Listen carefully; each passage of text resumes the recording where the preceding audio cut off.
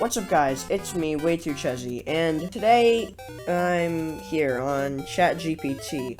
And if you don't know what ChatGPT is, it's really cool.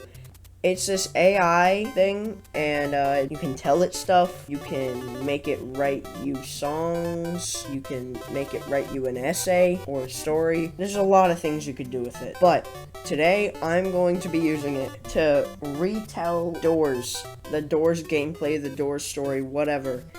I'm gonna retell it with this.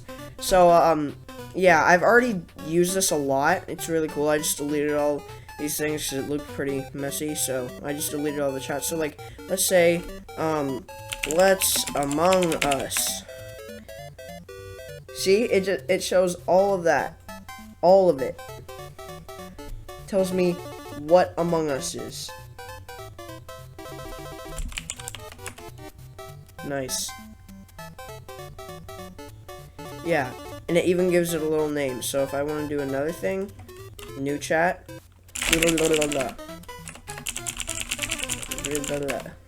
It's confused. So let's say I want to write a story about me. There we go. You can read it if you want. I'm not gonna read it out loud. I just read it. It's actually really good. It's cool how it can like make things, like it just gets information from what you tell it and background knowledge. So all I put for my friend Connor is that he likes to eat Lucky Charms. ChatGPT specified that it was cereal. I did not tell it that, but it took background information from the web and it made up that he eats Lucky Charms while I'm recording videos. Now, what I want to try to do is try to recreate Doors. So, there was a scrap video I did on this where I did the same thing with Rainbow Friends, and the reason I scrapped it is that I was way too specific. If you make it too specific, then it's not gonna make up anything on its own, which makes it not unique and not funny. So, we're gonna make it funny and ridiculous and, cool, I guess. Write me a story about an abandoned hotel with monsters in it, with various monsters in it called entities.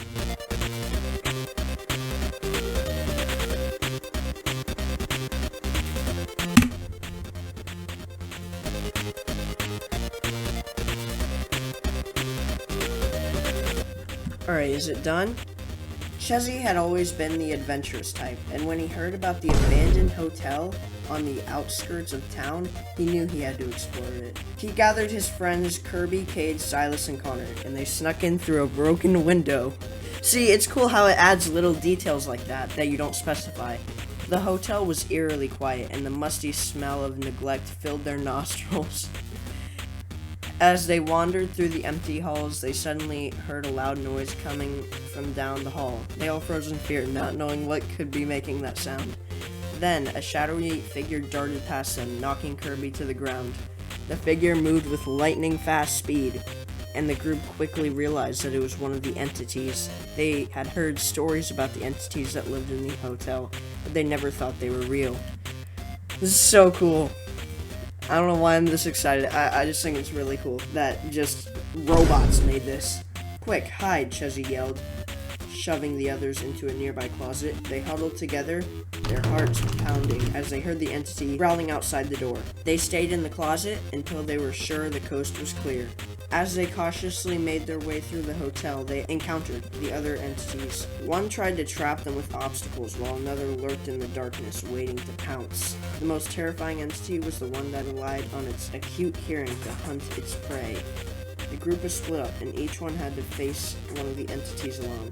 Kade found himself face to face with a creature that seemed to be made entirely of snakes. What? Ball Python activities. And Sylas was pursuing a creature that could only be seen in the light. Meanwhile, Connor was joking about sending Sylas to an alternate dimension, not really realizing the gravity of the situation. Just when they thought they were safe, two more of the entities appeared out of nowhere. One had razor-sharp claws, and the other had glowing eyes that seemed to follow them wherever they went. The group had never felt so helpless and alone. Bro, there's 5 of you. Why is that alone? Guys, we need to stick together, Chezzy shouted, trying to rally his friends. We can't let these entities get the best of us. As they fought their way through the hotel, dodging obstacles and hiding in the shadows, they finally saw the light at the end of the tunnel. They had made it to the front door. They burst through the door, gasping for air and feeling like they had just run a marathon. They looked back at the hotel, knowing that they had narrowly escaped with their lives. Well, that was fun, Kirby said nonchalantly. I don't know what that word is. Brushing off his clothes. Let's go get some Chick-fil-A. The others stared at him in disbelief, but they knew that Kirby would never change. They walked away from the abandoned hotel, their hearts racing with adrenaline, but feeling grateful to be alive. Alright, that was really cool, but I know it messed up a lot, because it made up like 4 custom entities. I only said 2 right here. And also, I said Connor likes Chick-fil-A, not Kirby. What? Also, didn't specify that Kade was a furry. Make the blind entity the final entity at the end of the hotel. Kind of like a boss battle. Make this very significant in the story. And add many details about it.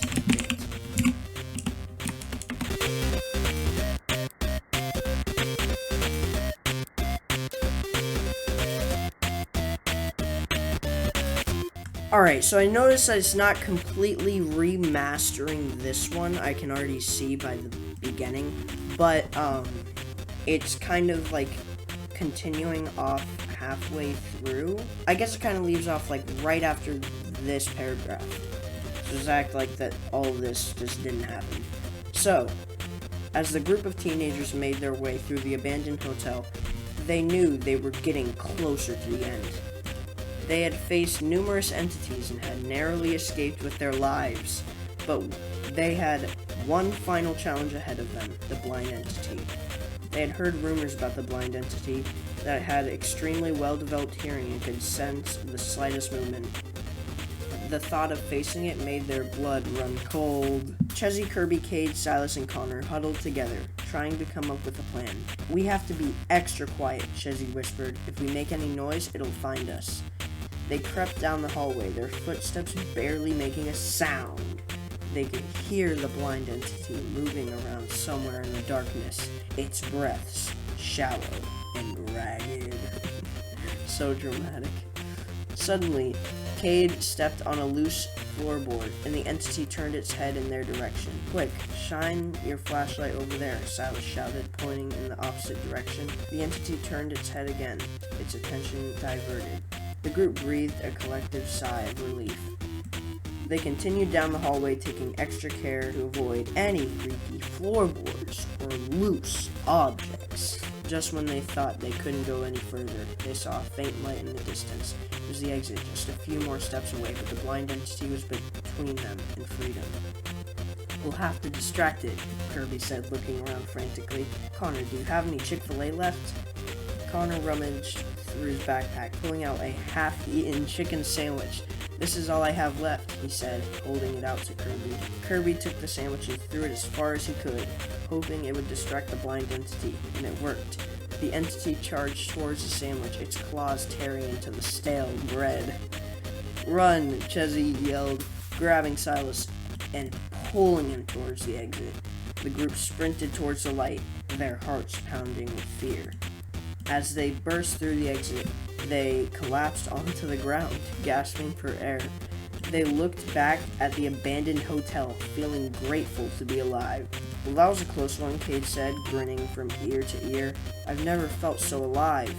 The others rolled their eyes, but they couldn't help but feel a sense, I don't know what that word is, with each other. They had faced their fears together and come out on the other side. And you know what? I could really go for some Chick-fil-A right now, Connor said, smiling sheepishly. The others groaned, but they knew that Connor would never change. They walked away from the abandoned hotel, their hearts still racing with adrenaline, but feeling grateful for the experience.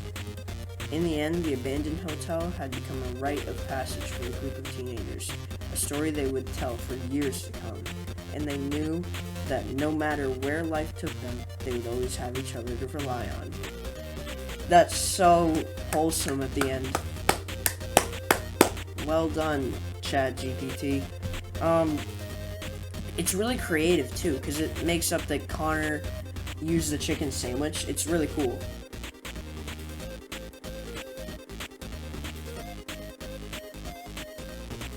Hey guys, thanks for watching this video. I hope you enjoyed. This was really fun to make, and I know I didn't animate all of it because I'm kind of running out of time. Plus, I mean, there wasn't that much to animate at the end. But what I did animate, I think was really fun to animate. This video was really fun to record.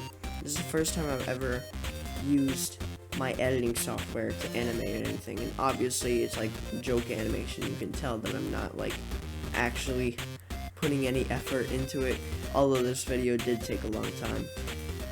I had to delay it, and then it never came out the time it was delayed to. I never even said anything about it. So it was supposed to come out like 2 weeks ago. I'm sorry, I've been busy. I got sick, then I had to go out of town, and then I had company over, so I really didn't have much time to do this, otherwise it would be out earlier. But yeah, so sorry it took so long to come out, and yeah, like the video if I should do a part 2, and remember to subscribe, please. I don't get many subscribers from my videos, usually just my live streams, but that's okay, because I hit 400 anyway, so it's pretty cool. Thank you guys for 400, by the way. I guess I never said that. Well, I mean, I did, because I hit 400 subscribers on stream. So, I said it on stream, but most of you probably didn't see that stream, so thank you, guys, for 400. It's really early in the morning. I gotta go to school soon, right now, but just finished editing the video, and I just want to put a goodbye message, so see you guys. Have a good day. Bye.